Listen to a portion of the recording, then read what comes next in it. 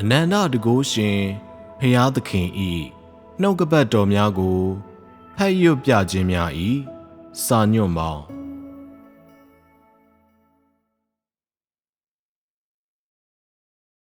ဖျားသခင်ဤအလုပ်ကိုတွေ့ကြုံတွေ့သောသူသာလျှင်ဖျားသခင်ကိုအမှန်တကယ်ယုံကြည်၏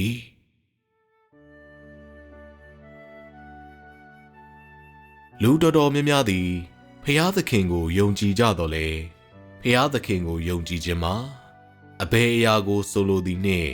ဖျားသခင်၏စိတ်နှလုံးနှင့်ညီညွတ်ရန်ညီသည်တို့ကိုလှုပ်ရမည်အကြောင်းကိုမူလူအနှဲငယ်သည်သာသိနာလေပါသည်ထို့သောဖြစ်ရခြင်းမှာလူများသည်ဖျားသခင်နှင့်ဖျားသခင်၏အမှုဟုသောစကားစုများနှင့်ရင်းနှီးတော်လဲဖျားသခင်ကိုမသိသောကြောင့်ဖြစ်ပါသည်ဖျားသခင်၏အမှုကိုသူတို့သိရန်မှာတာ၍ပင်ဝေးပါသေးသည်ဖျားသခင်ကိုမသိသောသူများအားလုံးတွင်ရှုပ်ထွေးသောယုံကြည်မှုတစ်ခုရှိသည်မှာမထူးဆန်းပါလူများသည်ဖျားသခင်ကိုအလေးနက်မယုံကြည်ကြခြင်းအကြောင်းမှာဖျားသခင်ကိုယုံကြည်ခြင်းအမှုသည်သူတို့နှင့်အလွန်ပင်စိမ့်နေပြီး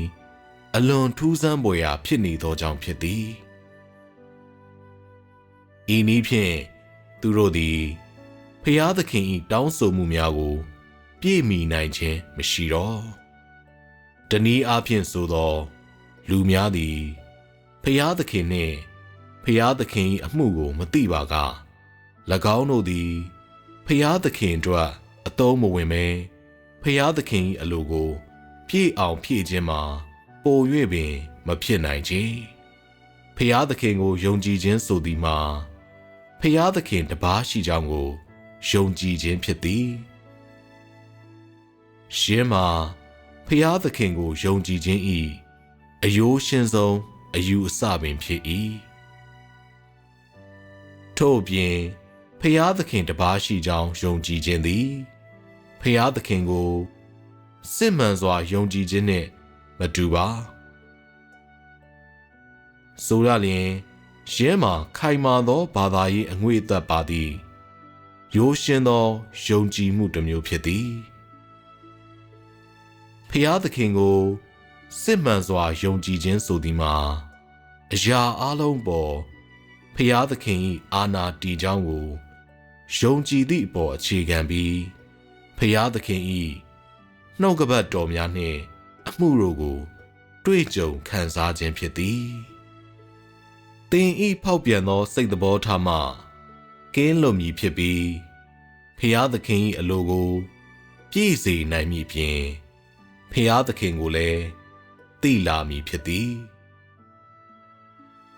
ဤခရီးလမ်းတိုင်းသွားမှသာဖျားသခင်ကိုယုံကြည်သည်ဟုသင်ဆိုနိုင်ပါမည်သို့သောလူများကဖျားသခင်ကိုယုံကြည်ခြင်းသည်အလွန်ရိုးရှင်းပြီးပေါ့ပေါ့ပါပါကိစ္စသာဖြစ်သည်ဟုမြင်တတ်ကြသည်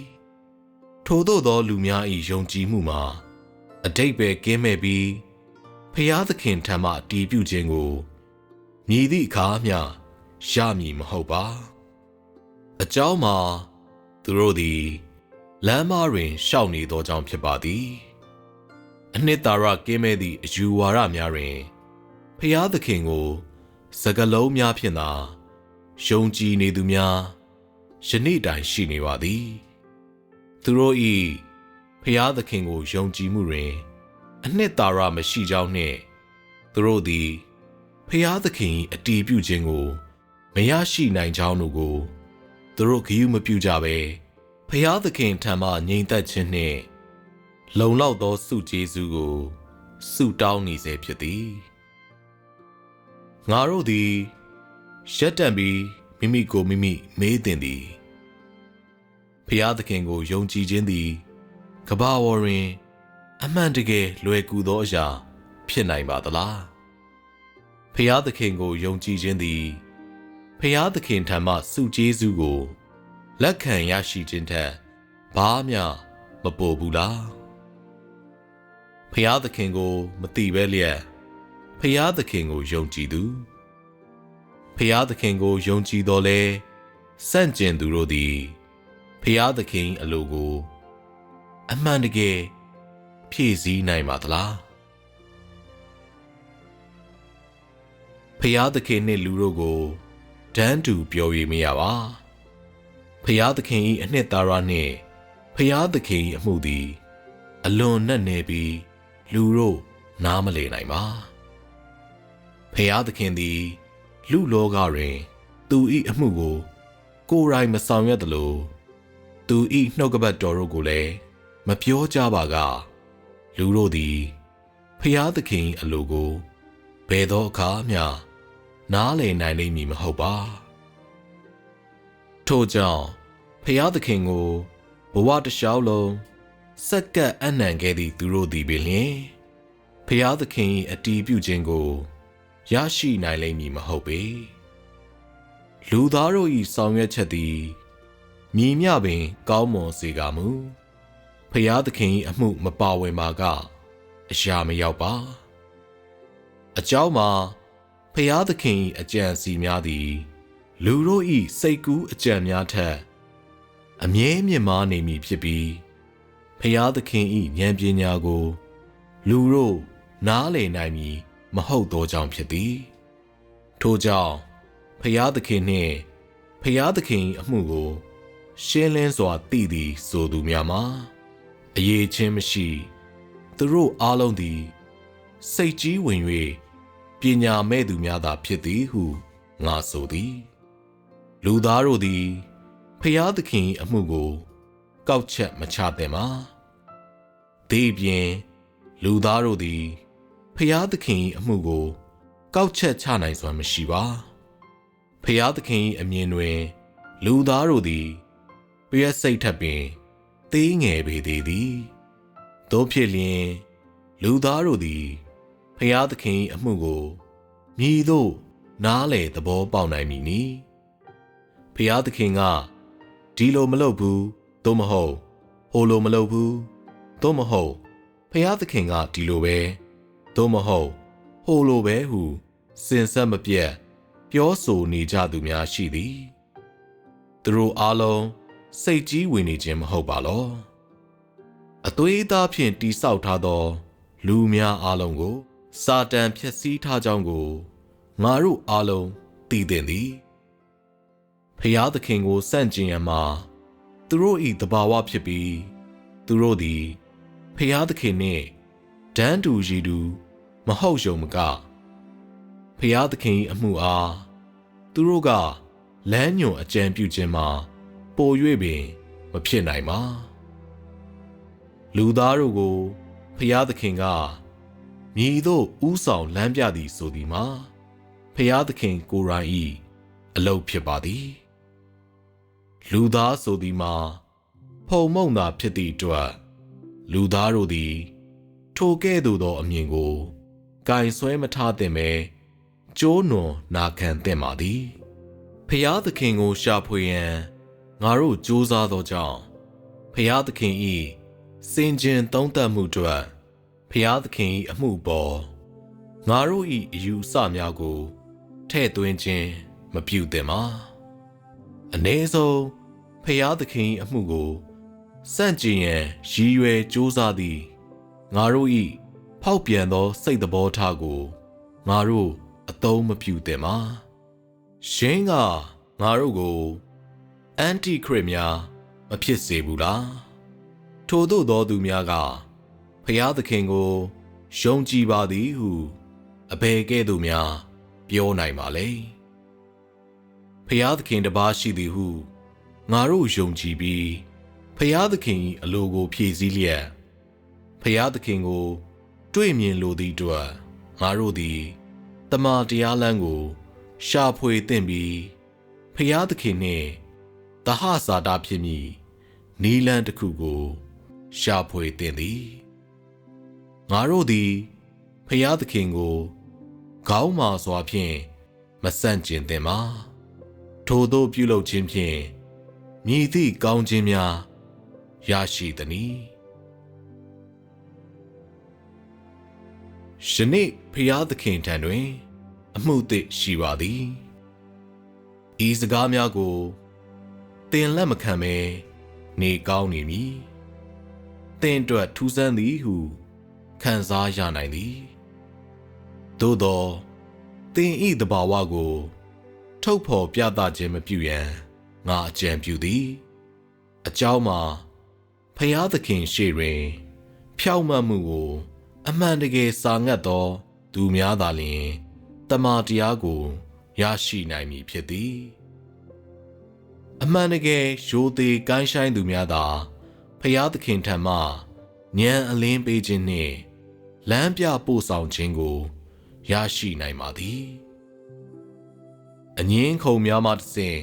တမန်တရားကိုရှာဖွေခြင်းအပြင်မြည်သည့်အရာများရရှိလာမည်မဟုတ်ပါတည်ငြိမ်စွာရှာဖွေမှသာလျှင်ရလဒ်များကိုတွေ့ရှိပါလိမ့်မည်ယနေ့ဖျားသခင်ထံတွင်အမှုသစ်ရှိသည်ဟုငါပြောသောအခါဖျားသခင်လူသားအဖြစ်သို့ပြန်လည်ကြွရောက်ခြင်းကိုငါရှိညွှန်သည်ဤစကားများကိုသင်အလေးမထားခြင်းဆက်ဆုပ်ယွန်ရှာခြင်းသို့မဟုတ်အလွန်စိတ်ဝင်စားခြင်းတို့ဖြစ်ကောင်းဖြစ်မည်မည်သို့ပင်ဖြစ်စေဖျားသခင်ကြွရောက်ခြင်းကိုအမှန်တကယ်တောင်းတသူတို့အားလုံးဤအချက်ကိုရင်ဆိုင်နိုင်ပြီးတေးသေးချာချာစဉ်းစားရန်ငါမျှော်လင့်သည်ချက်ချင်းအမြန်ဆုံးဖြတ်ချက်မချလိုက်ဖို့အကောင်းဆုံးဖြစ်ပါလိမ့်မည်ဤသည်မှာပညာရှိသူတို့လှုပ်ဆောင်သင့်သည့်နည်းလမ်းဖြစ်ပါသည်ထို့သောအရာကိုလေ့လာရန်မခက်ခဲပါသို့သောငါတို့တဦးချင်းစီသည်ဤတမန်တရားကိုသိရန်လိုအပ်သည်ဖျားသခင်ဤလူစားတိခံယူခြင်းဖြစ်တော်သူသည်ဖျားသခင်ဤအနှစ်သာရကိုတင်ဆောင်ထားမည်ဖြစ်ပြီးဖျားသခင်ဤလူစားတိခံယူခြင်းဖြစ်တော်သူသည်ဖျားသခင်ဤထုတ်ဖော်ပြသမှုကိုခံယူထားမည်ဖြစ်သည်ဖျားသခင်သည်လူစားတိအဖြစ်ကိုခံယူသည့်အတွက်ဖျားသခင်လုပ်ရမည့်အလုပ်ကိုလုပ်မည်ဖြစ်သည်ဖျားသခင်သည်လူစားတိအဖြစ်ကိုခံယူသည့်အတွက်ဖျားသခင်ဤဖြစ်ခြင်းကိုထုတ်ဖော်ပြသမည်ထို့ပြင်လူသားတို့စီသို့တမန်တရားကိုတည်ဆောင်လာမည်လူသားတို့ပေါ်အသက်ကိုအနှင်မည်လူသားတို့အားလမ်းခရီးကိုပြမည်ဖြစ်သည်ဖျားသခင်ဤအနှစ်သာရမပါဝင်သည့်အသွေးသားသည်လူစားတိကိုခံယူသောဖျားသခင်မဟုတ်သည်မှာသေကြပါသည်တန်တရားဖြစ်ဖွယ်ရာမရှိပါဖျားသခင်ခံယူထားသောလူစားတိဟုတ်မဟုတ်စူးစမ်းရန်အတွက်လူသားတို့သည်သူဖော်ထုတ်ပြသသည့်စိတ်သဘောထားနှင့်သူပြောဆိုသည့်စကားများမှစီစစ်ဆုံးဖြတ်ရပေမည်ဆိုလိုသည်မှာဖျားသခင်ခံယူထားသောလူစားတိဟုတ်မဟုတ်မှန်ကန်သောလမ်းခရီးဟုတ်မဟုတ်ကိုသူ၏အနှစ်သာရကိုကြည့်၍ဆုံးဖြတ်ရမည်ထို့အတွက်ကြောင့်လူစားတိခံယူသောဖျားသခင်၏ဇာတိခန္ဓာဟုတ်မဟုတ်ဆုံးဖြတ်ရန်မှာသူ၏အပြင်ပန်းပုံသဏ္ဍာန်ထက်သူ၏အနှစ်သာရသူ၏အလုပ်သူ၏စကားသူ၏စိတ်သဘောထားနှင့်အခြားသောအရာများစွာကိုဂရုပြုရမည်မှာအဓိကတော့ချက်ဖြစ်သည်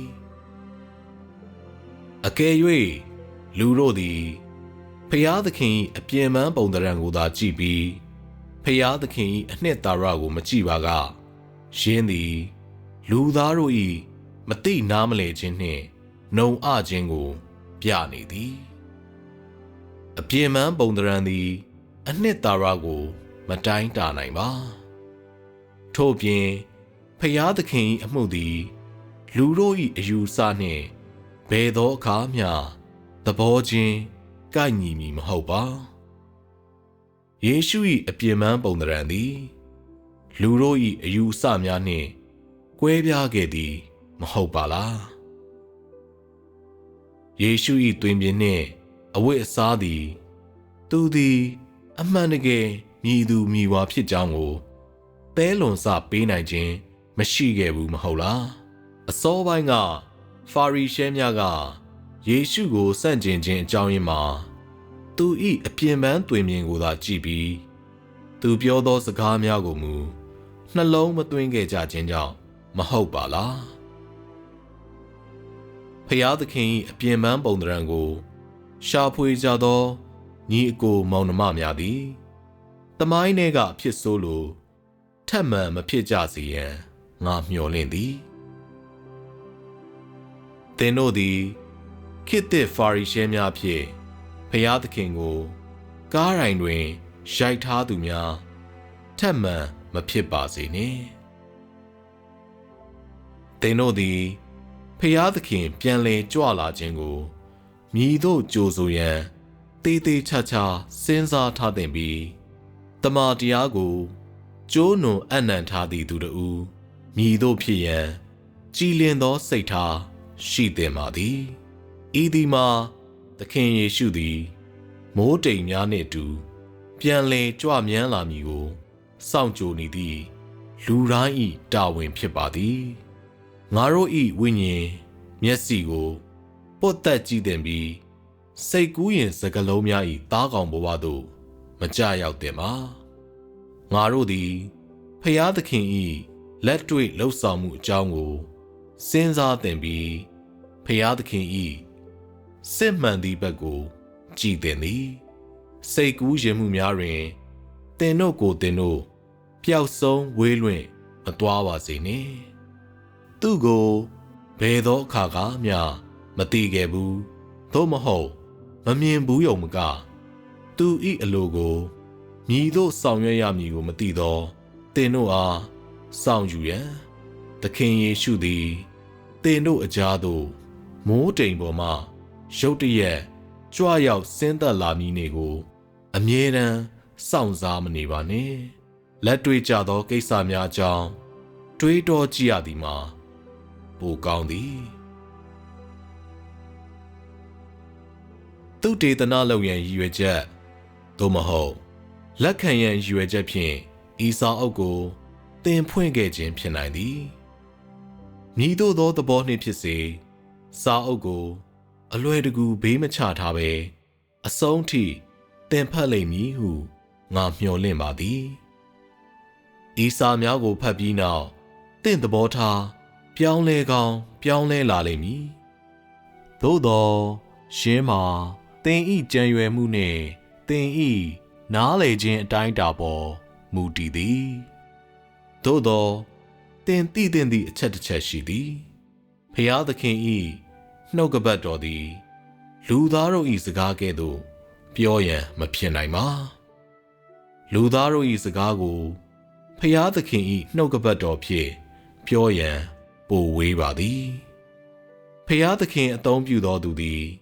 ဖျားသခင်လူစားတီးဖြင့်ခံယူထားသူမဟုတ်ပါလူစားတီးအဖြစ်ကိုခံယူထားသောဖျားသခင်သည်လည်းဖျားသခင်အသုံးပြုတော်သူမဟုတ်ပါဤတွင်အနှစ်သာရအဖြစ်ကွဲပြားမှုတစ်ခုရှိပါသည်ဤစာများကိုဖတ်ပြီးနောက်ယင်းတို့မှာဖျားသခင်၏နှုတ်ကပတ်တော်များဟုသင်လက်မခံမဲဉာဏ်အလင်းရရှိသူတို့၏စကားများဟုသာသင်လက်ခံကောင်းလက်ခံနိုင်မည်ထို့သောဖြစ်လျင်သင်သည်မတိမှုဖြင့်အလင်းကွယ်နေသူဖြစ်သည်ဖျားသခင်၏နှုတ်ကပတ်များနှင့်ဉာဏ်အလင်းရရှိသူတို့၏စကားတို့မှာအဘယ်ကဲ့သို့တူနိုင်ပါမည်နည်းလူစားတိခံယူသောဖျားသခင်၏နှုတ်ကပတ်တော်များသည်ခေတ်သစ်တစ်ခုကိုစတင်ဖော်ဆောင်ကာလူသားတို့တစ်ရက်လုံးကိုလမ်းညွှန်ခြင်းနတ်နဲသောအရာများကိုဖော်ထုတ်ခြင်းနှင့်ခေတ်သစ်တစ်ခုတွင်လူသားများကိုရှေ့ဆောင်လမ်းပြပြုခြင်းတို့ကိုလှုပ်ဆောင်ပါသည်သို့သောလူသားအနေဖြင့်ဉာဏ်အလင်းရရှိခြင်းသည်ရိုးရှင်းသောအလေ့အကျင့်သို့မဟုတ် ဗဟုသုတပြည့်စုံခြင်းသာဖြစ်ပါသည်ရှင်းကလူသားတို့တစ်ရက်လုံးကိုခေတ်တစ်ခုစီသို့လမ်းညွှန်နိုင်ခြင်းမရှိပါသို့မဟုတ်ဖျားသခင်ကိုယ်တိုင်နှင့်ပတ်သက်သောနတ်နဲသောအရာကိုဖော်ထုတ်နိုင်ခြင်းမရှိပါနောက်ဆုံးမှာတော့ဖျားသခင်သည်ဖျားသခင်ဖြစ်ပြီးလူသားသည်လူသားဖြစ်သည်ဖျားသခင်တွင်ဖျားသခင်အနှစ်သာရရှိပြီးလူတွင်လူသားအနှစ်သာရရရှိသည်ဖျားသခင်ပြောစကားများကိုတန်ရှင်းသောဝိညာဉ်တော်၏ရိုးရှင်းသောဉာဏ်အလင်းရရှိခြင်းအဖြစ်သာရှုမြင်ပြီးတမန်တော်များနှင့်ပရောဖက်များ၏စကားကိုဖျားသခင်မှကိုယ်တိုင်ပြောသောစကားများဖြင့်မှတ်ယူပါကလူသည်မှားယွင်းပြီးမည်သို့ပင်ဖြစ်စေသင်သည်အမှန်မှအမှားသို့သို့မဟုတ်အမြင့်မှအနှိမ့်သို့သို့မဟုတ်လေးနက်မှုမှပေါ့တန်မှုသို့ပြောင်းမသွားသင့်ပါမည်သို့ပင်ဖြစ်စေအမှန်ဖြစ်သည်ဟုသင်သိထားသောအရာကိုတမင်သက်သက်ညှင်းဆိုခြင်းဘယ်သောအခါမျှမပြုလုပ်သင့်ပါဖျားသခင်တစ်ပါးရှိသည်ဟုယုံကြည်သူတိုင်းသည်ဤပြဿနာကိုမှန်ကန်သောရှုထောင့်မှစဉ်းစားသင့်ပြီးဖျားသခင်၏ဖန်ဆင်းကံတတ္တဝါတဦးအနေဖြင့်ဖျားသခင်၏အမှုသစ်နှင့်နှုတ်ကပတ်တော်များကိုလက်ခံသင့်သည်သို့မဟုတ်ပါကဖျားသခင်ပယ်ရှင်းခြင်းကိုခံရပေမည်ရှေးဟောဝါ၏အမှုပြီးသည့်နောက်တွင်ယေရှုသည်မိမိ၏အလုပ်ကိုလှုပ်ဆောင်ရန်လူသားများကြားထဲသို့လူသားအဖြစ်ကြွလာခဲ့သည်သူ၏အလုပ်ကိုတီးတန့်လှုပ်ဆောင်ခြင်းမဟုတ်ပါသို့သောရှေးဟောဝါ၏အလုပ်ပေါ်တွင်အခြေခံထားခြင်းဖြစ်သည်ပြည့်ညတ်တော်ခေတ်ကိုဖျားသခင်အဆုံးသတ်ပြီးနောက်ခေတ်သစ်တစ်ခုအတွက်လှုပ်ဆောင်ရမည့်အလုပ်ဖြစ်သည်ထိုနည်းတူယေရှု၏အမှုပြီးမြောက်ပြီးနောက်ဖျားသခင်သည်နောက်ခေတ်အတွက်သူ၏အလုပ်ကိုဆက်လက်လှုပ်ဆောင်နေဆဲဖြစ်သည်အကြောင်းမှာ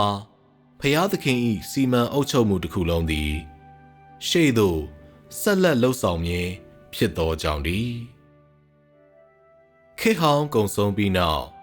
ခေတ်သစ်တစ်ခုအစားထိုးဝင်ရောက်လာလိမ့်မည်အမှုဟောင်းစုံလင်သည်နှင့်အမှုသစ်သည်ဖျားသခင်၏စီမံအုပ်ချုပ်မှုကိုဆက်လက်လှုပ်ဆောင်ပါလိမ့်မည်ဤသည်မှာယေရှု၏အမှုပြည့်စုံခြင်းနောက်ဖျားသခင်၏ဒုတိယအကြိမ်လူစားတိအဖြစ်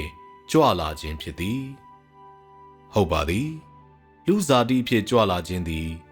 တီးခြားဖြစ်လာခြင်းမဟုတ်ဘဲပြည့်ညတ်တော်ခေတ်နှင့်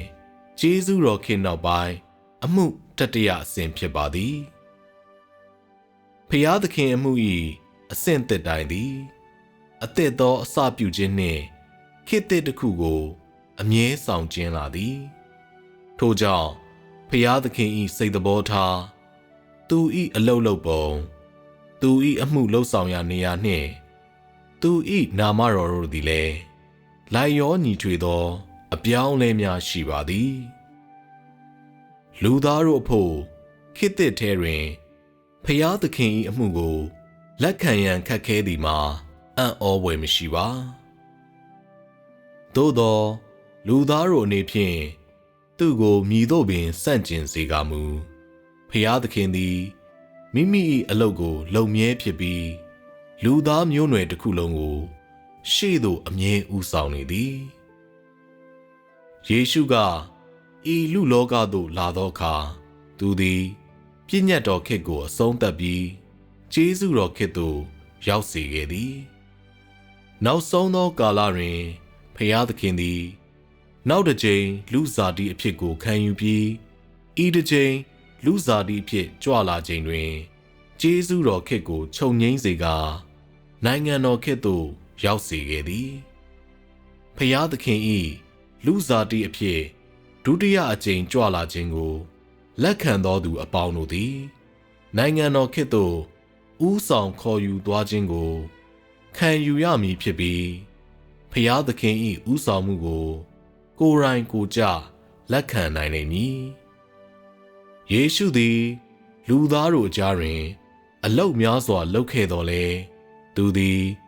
လူသားမျိုးနွယ်အလုံးအတွက်ရွေးနှုတ်ကယ်တင်ခြင်းကိုသာပြီးမြောက်စေခဲ့ပြီးလူသားတို့၏အပြစ်ဖြေရာရစ်ဖြစ်ခဲ့သည်သို့သောလူသားတို့၏ယိုယွင်းပျက်စီးသောစိတ်သဘောထားကိုပယ်ရှင်းမပေးခဲ့ပါစာတန်၏လွှမ်းမိုးမှုမှလူသားများကိုအပြည့်အဝကယ်တင်ခြင်းသည်ယေရှုကိုအပြစ်ဖြေရာရစ်အဖြစ်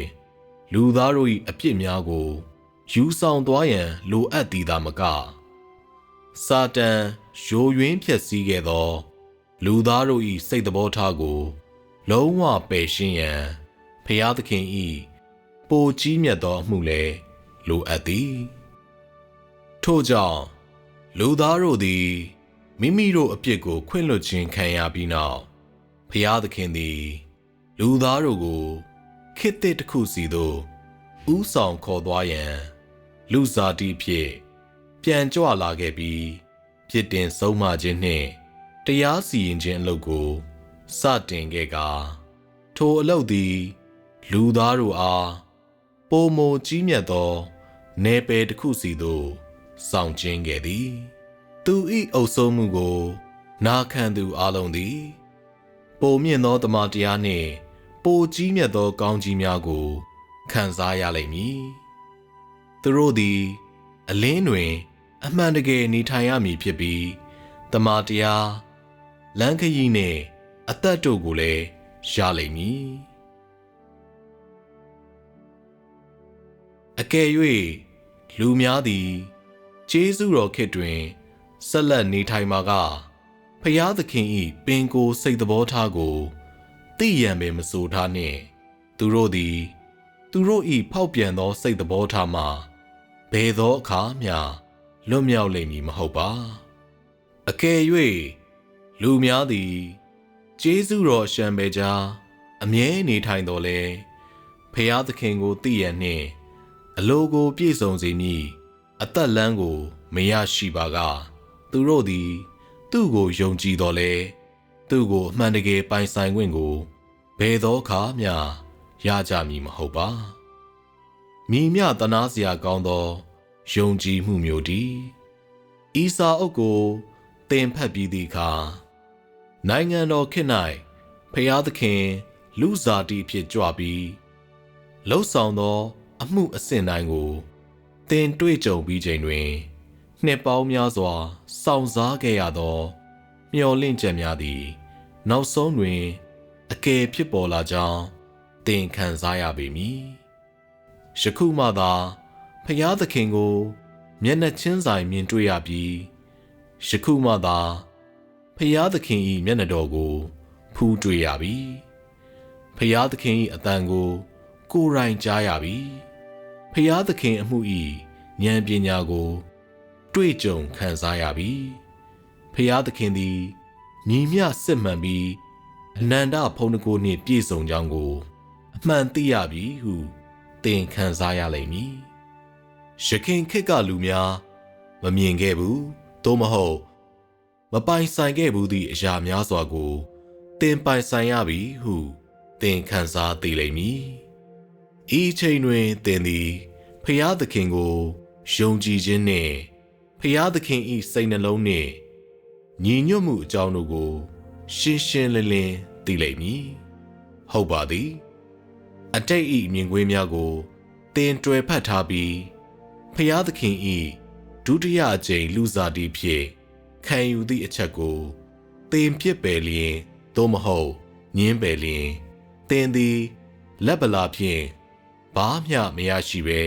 နောက်ဆုံးတွင်ဖျားသခင်ကိုစန့်ကျင်ခြင်းအပြစ်ရှိပေမည်တမန်တရားကိုနာခံပြီးဖျားသခင်၏အမှုကိုနာခံတော်သူသည်ဒုတိယအကြိမ်လူစားတီဖြင့်ခံယူသောအနန္တတကုရှင်ဖျားသခင်၏နာမအောက်တွင်အကျုံးဝင်လိမ့်မည်သူတို့သည်ဖျားသခင်၏ကိုယ်တိုင်လမ်းညွှန်မှုကိုလက်ခံရလိမ့်မည်ပ ပိုတာပြီးပိုမြင့်သောတမန်တရားကိုရပြီးစစ်မှန်သောလူသားဘဝကိုရလိမ့်မည်သူတို့သည်ရခင်ခေတ်ကလူများမမြင်ဘူးသည့်ယူပါယုံကိုလည်းရှုမြင်ကြရမည်ထို့သောငါနှင့်စကားပြော၍အတန်မြည်သောသူကိုမြင်ခြင်းဟာငါသည်လှဲ့ကြည့်လျင်ရွှေမီးကွက်ခုနှလုံးကို၎င်းထိုမီးကွက်ခုနှလုံးအလယ်၌လူသားတော်နှင့်တူသောသူတဦးကို၎င်းမြင်၏ထိုသူသည်ခြေသို့တိုင်အောင်ဝစ်ချုံလျက်ရှင်တော်၌ရွှေကပန်းကိုစီးလျက်ဖြစ်၏ခေါင်းတော်နှင့်စပင်တော်သည်ဖြူသောသိုးမွှေးကဲ့သို့၎င်းမိုးဝင်းကဲ့သို့၎င်းဖြူ၏မျက်စိတော်သည်လည်းမီးလျံကဲ့သို့ဖြစ်၏ခြေတော်သည်လည်းမီး၌ချွတ်ပြီးသောကြေးဝါစစ်နှင့်တူ၏အတန်တော်သည်လည်းသမုဒ္ဒရာတန်ကဲ့သို့ဖြစ်၏လက်ရလက်တော်သည်လည်းကျဲခုနှလုံးကိုကိုင်၏ဂရင်းတော်တွေကလည်းထတ်သောတန်လျက်ထွက်၏မျက်နှာတော်သည်အရှိန်တကိုးနှင့်ထွန်းတောက်သောနေကဲ့သို့ဖြစ်၏ဗျာဒိတ်ကျမ်းအခန်းကြီး1အခန်းငယ်12မှ16အေယူပါယုံမှာဖျားသခင်၏စိတ်သဘောထားတစ်ရက်လုံးကိုဖော်ပြခြင်းဖြစ်ပြီးထို့သောဖျားသခင်၏စိတ်သဘောထားတစ်ရက်လုံးကိုဖော်ပြခြင်းသည်ယခုအချိန်တွင်လူစားတီအဖြစ်ကိုသူခံယူသည့်အခါဖျားသခင်၏အမှုကိုဖော်ပြခြင်းလည်းဖြစ်ပါသည်ပြစ်ဒဏ်ပေးခြင်းနှင့်စီရင်ခြင်းလုပ်ငန်းစဉ်များတွင်လူသားတော်သည်သူ၏ပင်ကိုယ်စိတ်သဘောထားကိုမိန့်ကြားသောစကားများဖြင့်ဖော်ပြပါသည်ယောဟန်တွေ့မြင်ခဲ့သောလူသားတော်မျက်နှာ၏သစ္စာရှိသောမျက်နှာပင်ဖြစ်သည်မိမိ၏မျက်နှာအမှန်ကိုမိမိ၏ပြစ်တင်ဆုံးမခြင်းနှင့်တရားစီရင်ခြင်းကိုလက်ခံသူအားလုံးမြင်တွေ့စေပါသည်ဤရာအားလုံးကိုနိုင်ငံတော်ခေတ်တွင်ဖျားသခင်၏အမှုကိုလက်မခံသောသူများမြင်လိမ့်မည်မဟုတ်သည်မှသေချာလှပါသည်ဖျားသခင်၏မျက်နှာအစစ်ကိုလူသားတို့၏စကားလုံးများဖြင့်အပြည့်အဝရှင်းလင်းပြောဆိုနိုင်မည်မဟုတ်ပါထို့ကြောင့်ဖျားသခင်သည်မိမိ၏မျက်နှာအစစ်ကိုလူသားတို့ကိုပြရန်အတွက်မိမိ၏ပင်ကိုယ်စိတ်သဘောထားကိုဖော်ပြခြင်းဖြစ်သည်ဆိုလိုသည်မှာလူသားတော်၏ပင်ကိုယ်စိတ်သဘောထားကိုကြုံတွေ့ခဲ့ဘူးသောသူများအားလုံးသည်လူသားတော်၏မျက်နှာအစစ်ကိုဖူးမြင်ခဲ့ပြီးဖြစ်သည်အကြောင်းမှာဖျားသခင်သည်အလွန်ကြီးမြတ်ပြီးလူသားတို့၏စကားလုံးများဖြင့်အပြည့်အဝရှင်းလင်းပြောဆိုနိုင်မည်မဟုတ်သောကြောင့်ဖြစ်သည်နိုင်ငံတော်ခေတ်တွင်ဖျားသခင်၏အမှုအစဉ်စဉ်ကိုတွေ့ကြုံပြီးသည်နှင့်မိတိုင်များကြားရှိလူသားတော်ဟုပြောသည့်အခါတွင်ယောဟန်စကားများ၏ဆိုလိုရင်းအစစ်မှန်ကိုသူသိပေလိမ့်မည်ခေါင်းတော်နှင့်စပင်တော်သည်ဖြူသောသိုးမွှေးကဲ့သို့၎င်းမိုးပွင့်ကဲ့သို့၎င်းဖြူ၏မျက်စိတော်သည်လည်းမီးလျံကဲ့သို့ဖြစ်၏ခြေတော်သည်လည်းမီး၌ချွတ်ပြီးသောကြေးဝါစစ်နှင့်တူ၏အတန်တော်သည်လည်းသမုဒ္ဒရာတန်ကဲ့သို့ဖြစ်၏လက်ရလက်တော်သည်လည်းကျဲခုနှလုံးကိုကိုင်၏ဂရင်းတော်တဲကလည်းထတ်သောတန်လျက်ထွက်၏မျက်နှာတော်သည်အရှိန်တကိုးနှင့်ထွန်းတောက်သောနေကဲ့သို့ဖြစ်၏ထိုအချိန်တွင်စကားများစွာမိန့်ခဲ့သောဤတာမန်လူသားသည်လူစားတီဖြင့်ဒုတိယအကြိမ်ကြွလာသောဖျားသခင်အမှန်ပင်ဖြစ်ကြောင်းကိုတန်တရားကင်းစွာသင်သိလိမ့်မည်ထို့ပြင်သင်မည်မျှကောင်းကြီးခံရကြောင်းခံစားရလိမ့်မည်ဖြစ်ပြီးကံအကောင်းဆုံးသောသူဖြစ်သည်ဟုသင်ကိုယ်သင်ခံစားရလိမ့်မည်ဤကောင်းကြီးကိုသင်လက်မခံလို့ပဲရှိလိမ့်မည်လော ဤစာအုပ်၏ပထမပိုင်းသည်အသင်းတော်များထံသို့ပြောကြားသောဝိညာဉ်တော်စကားများဖြစ်ပါသည်ဤစကားတော်များသည်ကျေးဇူးတော်ခေတ်အဆုံးမှသည်နိုင်ငံတော်ခေတ်အစစီသို့အကူအပြောင်းကိုကိုစားပြုပြီးလူသားမှ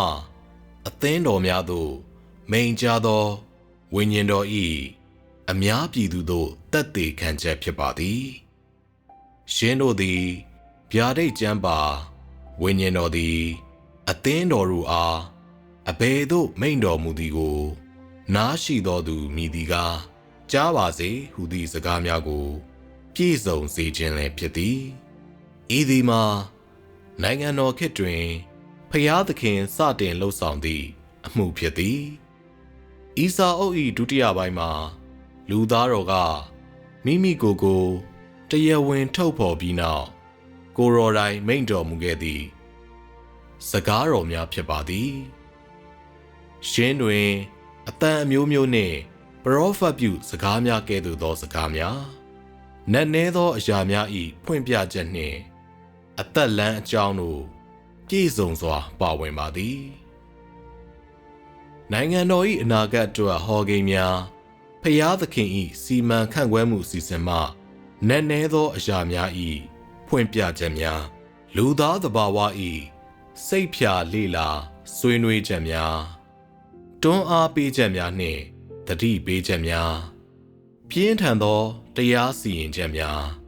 လှိုက်လဲသောနှစ်သိမ့်ရာစကားများအသက်အကြောင်းအဝင်လန်းအကြောင်းဟောပြောချက်များစသည်တို့ပါဝင်ပါသည်အတူချုပ်အားဖြင့်ဖျားသခင်၏အရာအလုံးနှင့်ဖြစ်ခြင်း